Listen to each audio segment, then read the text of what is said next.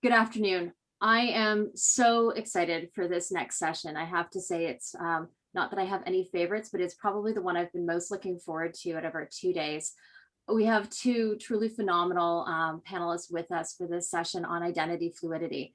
First, we are joined by award-winning senior business writer and journalist Rita Trichur from the Globe and Mail, and then a phenomenal journalist, writer, producer, Rhea Rollman, who will be talking to us today about identity fluidity and the importance that we need to be putting on that and thinking about creating inclusive frameworks for digital identity. So I'm not going to take any more of your time. Rita, I'll ask you to take it away. Thank you so much, Krista, for that very kind introduction. I just want to jump right into our discussion. Tell us about your experience as coming out as a trans woman, including the process of retiring your former name.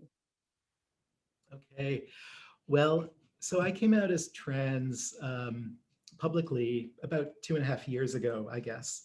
Like a lot of trans people, you know, I knew I was trans from a very young age, but I grew up in a place and a time when there was not a lot of public education around trans identities, and where the healthcare system, you know, medical interventions were pretty much in the dark ages still. So, you know, I stayed in the closet for many years and then came out a few years ago. When I came out initially, it was, you know, to my partner and to my close friends. And when I was ready to come out to the broader world, to my employer and people I, you know, knew less well, my coming out coincided almost exactly with the beginning of the COVID pandemic. So I'm part of this cohort of trans people. We talk about it online sometimes, but this cohort of people who came out and transitioned during the pandemic, you know, during an era of social distancing and remote work. And it really underscored for me the significance of digital identities. You know, so much of your identity is wrapped up in how other people perceive you and in how they respond to you and engage with you. And, you know, when you're under lockdown for months on end, all alone, you know, the digital world is your only ability to have that engagement. So my own coming out, you know, my digital coming out, that took place on Facebook.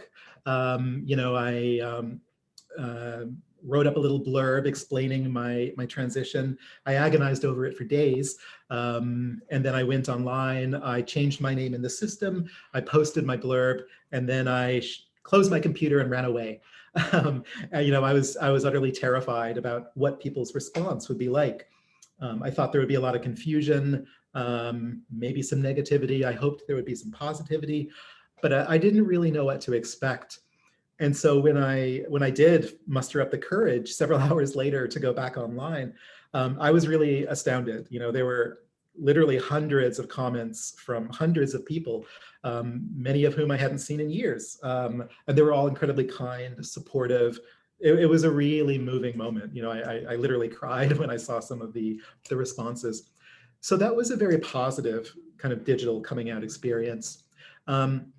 It's not always the one that people encounter. Oftentimes, you know, social media, digital media is not designed in ways to facilitate people changing their identities in the way that I did and other trans people do. As a counterexample, I interviewed someone locally a few weeks ago who had a more negative experience. You know, when he went to try to change his profile, you know, went online, changed his name, made you know, the kind of post that like I did, he got a notification that his account was being shut down because violations of terms of use, he was using a false identity, is what he was told. And this is what a lot of people, trans people, encounter, because oftentimes the algorithms that are out there trying to identify, you know, false accounts, bots, people doing nefarious things, they often snare trans people in that net because they assume that people who are changing their names, changing their identities, purging their profiles, you know, significantly different in photos, that sets off alarm bells for people who assume that identity fluidity represents something, you know, underhanded going on.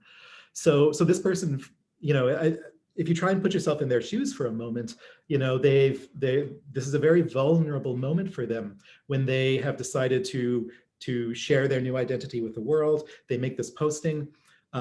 Oftentimes when, for a lot of trans people, especially living in rural areas or without supportive family, your online network is your support network. It's where you go with questions. It's where you get support if you're being bullied or harassed or misgendered.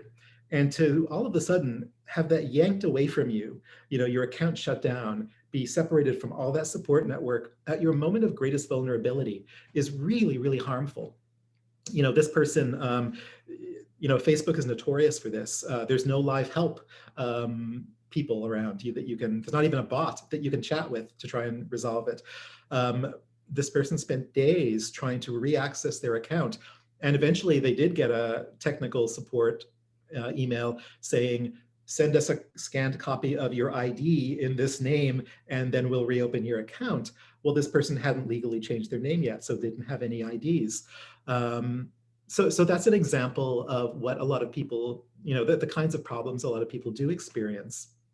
In my own case, I'm a writer, I'm a journalist. And so for those of us who do that for a living, often our resumes, our CVs are online. It's the body of work that we've produced.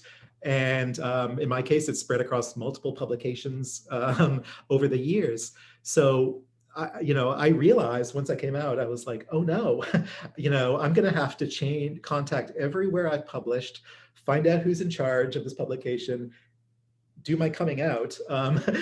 Something trans people often talk about, coming out is never a one-shot deal. You're constantly coming out over and over and over again.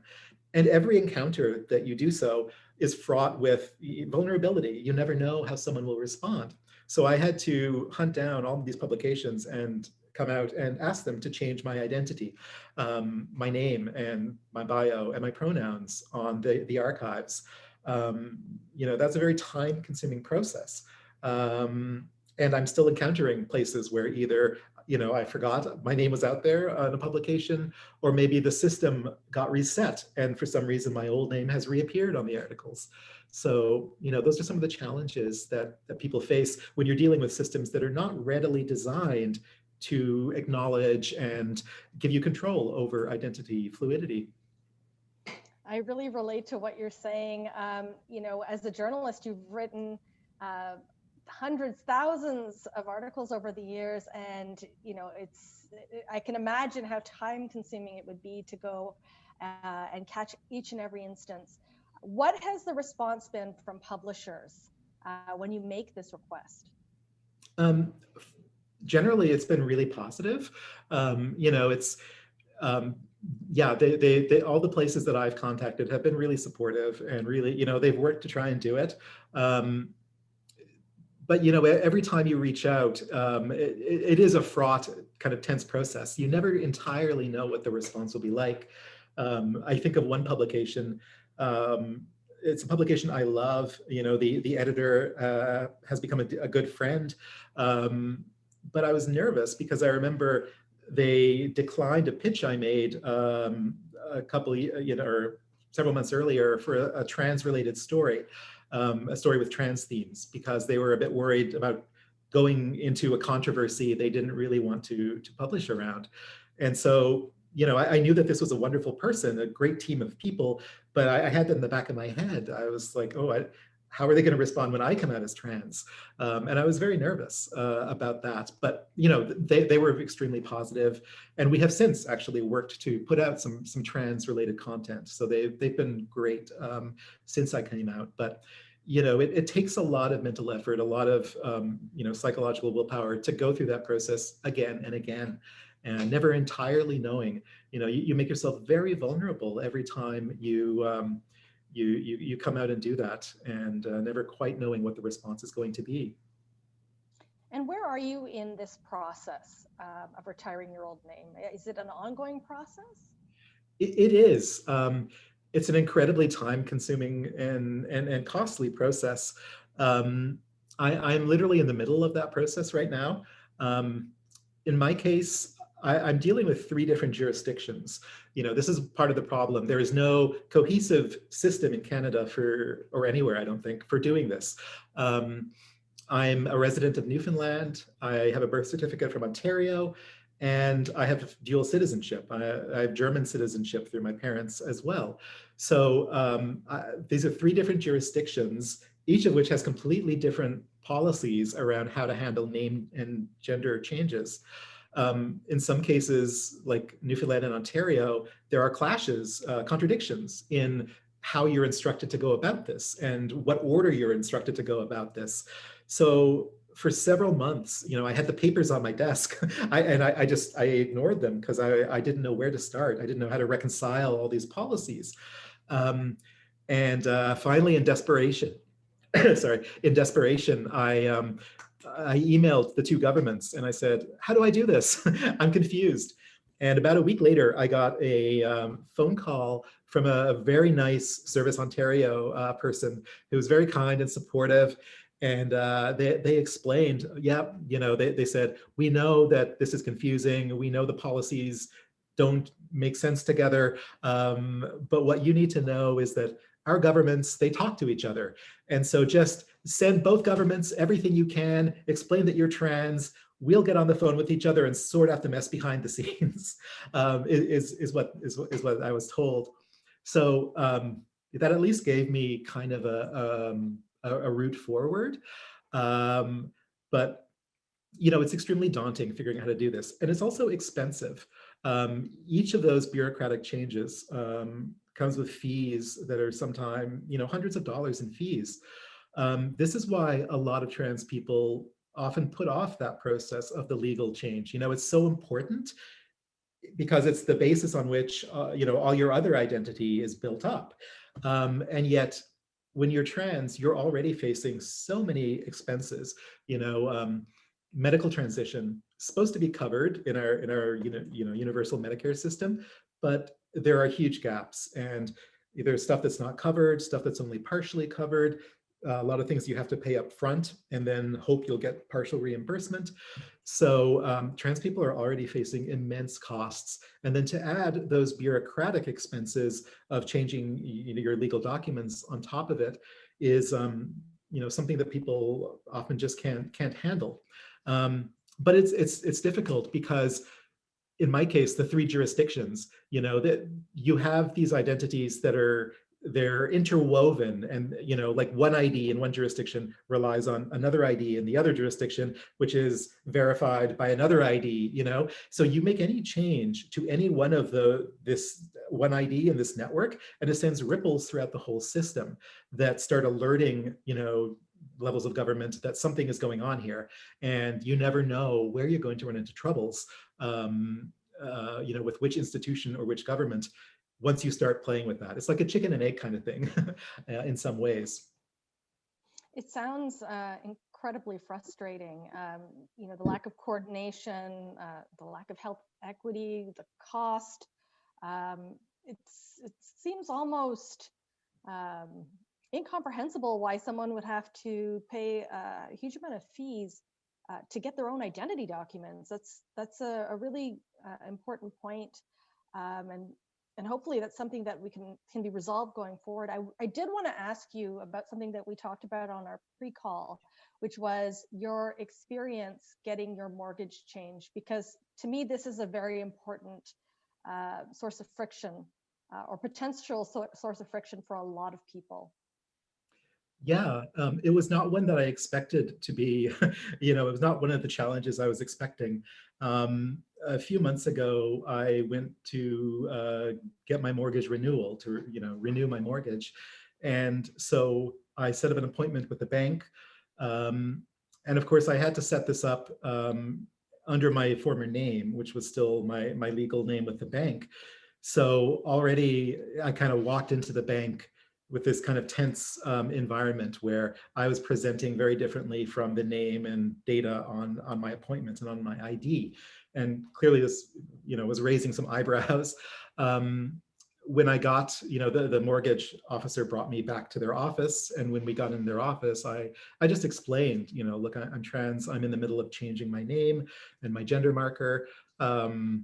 So just to let you know that.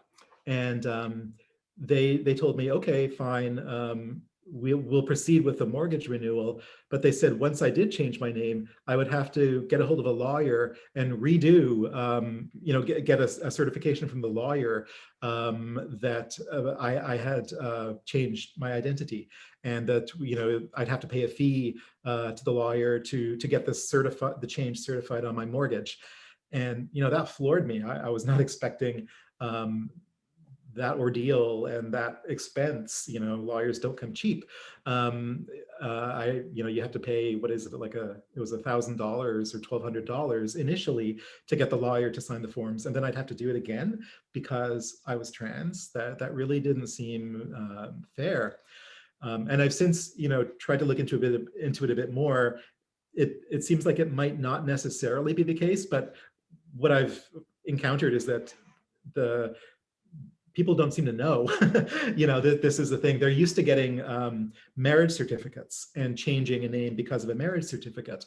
But what I've encountered is them saying that if it's anything different, well, that might require a lawyer. So that's really problematic, and it speaks to that level of, I guess, almost distrust that's woven into the system when you encounter people who are fluid in their identity or who are changing their identity.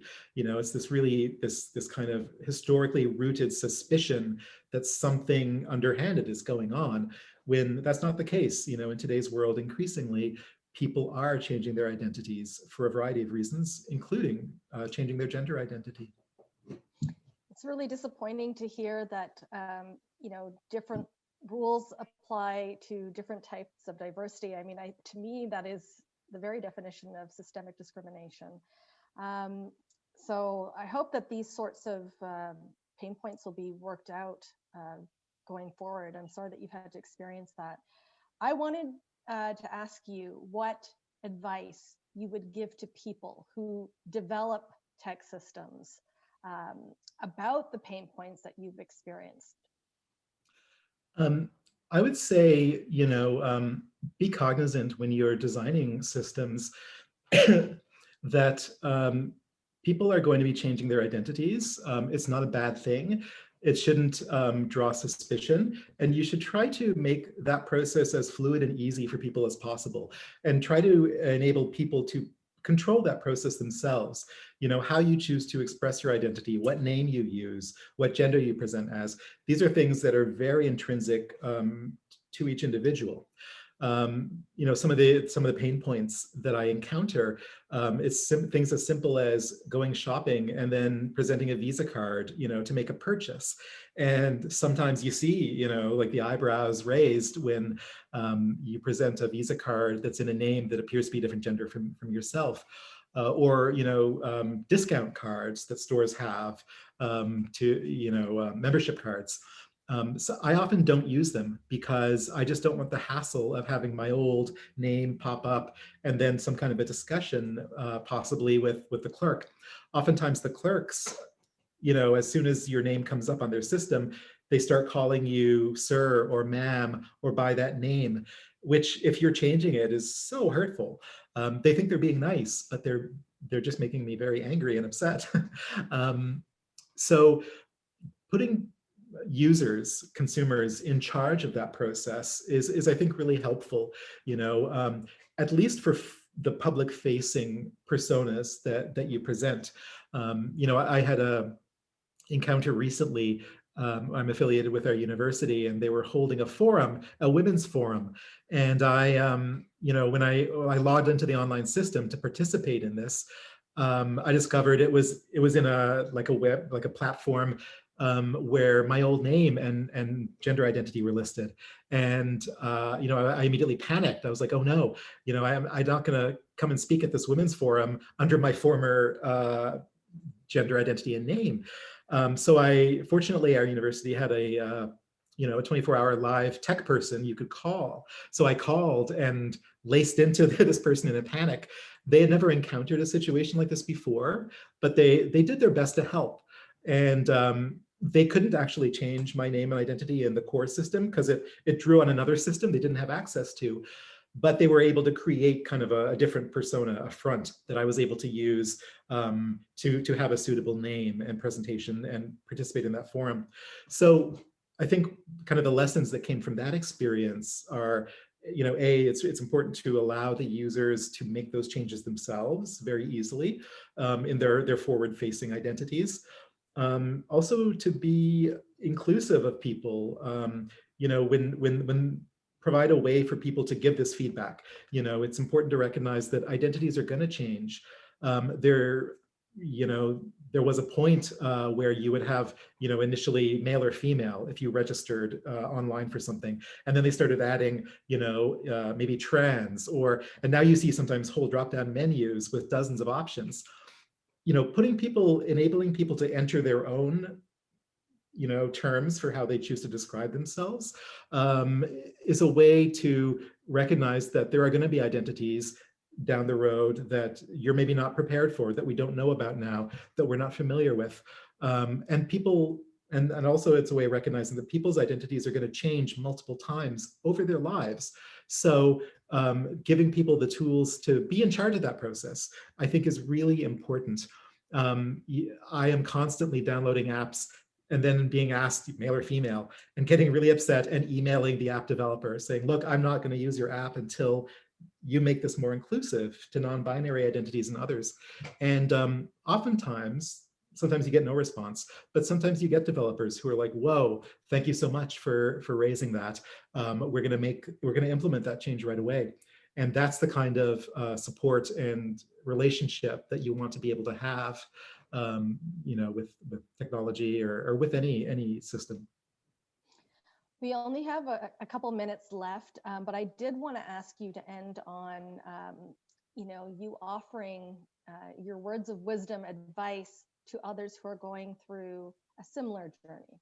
What would you say to them? There's no real easy way, and circumstances differ a lot. Sometimes I guess the one thing I have learned is that it's really good to just be upfront with people. One of the benefits we have, I think, here in Canada now anyway, is that people are increasingly becoming aware of different identities and different gender identities. So, increasingly, when I encounter a problem, I will just explain upfront, my situation. And, that often, it's nerve-wracking to do that, but it's better, I think, than the alternatives of dancing around and just being really frustrated and upset. It's not always safe to do that. So, I would temper that advice by making sure that whatever you do in a situation, you're looking at for your own safety and, your mental safety as well as your physical safety.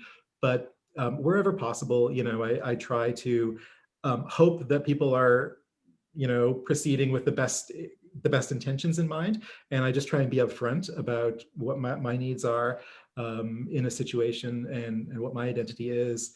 And, I think that's an important starting point. So it's worked out better than I sometimes anticipate it will. I want to thank you so much. Oh, I was just going to say thank you for your honest comments, and I was going to throw it back to you, Krista. I will say I had high hopes and expectations for this session, and both of you have exceeded those. Rhea, I have to tell you, because I know you haven't been able to see the chat, but I thought this would be meaningful for you, that we have a member from our community in the banking sector saying, Rhea, you've inspired me to look at our current procedures within the banking industry and how we can make this a much more positive experience. So I wanted to say a sincere thank you to you for sharing your story. And I'm hoping that everybody who's heard it today is going to take what you've shared and bring it back in as they consider the frameworks that they're working and building on. Now, normally we would have a thank you gift for you in person, But in a virtual world, unfortunately, that's not possible, but we are taking this opportunity to make donations on behalf of our speakers. The two organizations that we're supporting are ones that work across the country to build and support communities. So the Community Food Centers of Canada and the Moose Hide Foundation. And for those in our audience who are not yet familiar with these organizations, please do go to our social lounge to learn more about the incredible work that these two organizations are doing to support inclusivity and belonging across Canada. To all of our attendees, I invite you to visit our exhibit hall to connect with other partners. And if you're enjoying what you've heard so far, if there's things that have really resonated with you, please do share those out. This conversation is all the more important when it is amplified and shared. So Rhea and Rita, thank you so much for this conversation. Really appreciate it. To all of our attendees, I look forward to more conversations with you over the next 2 days. Thank you. Thank you. Thank you.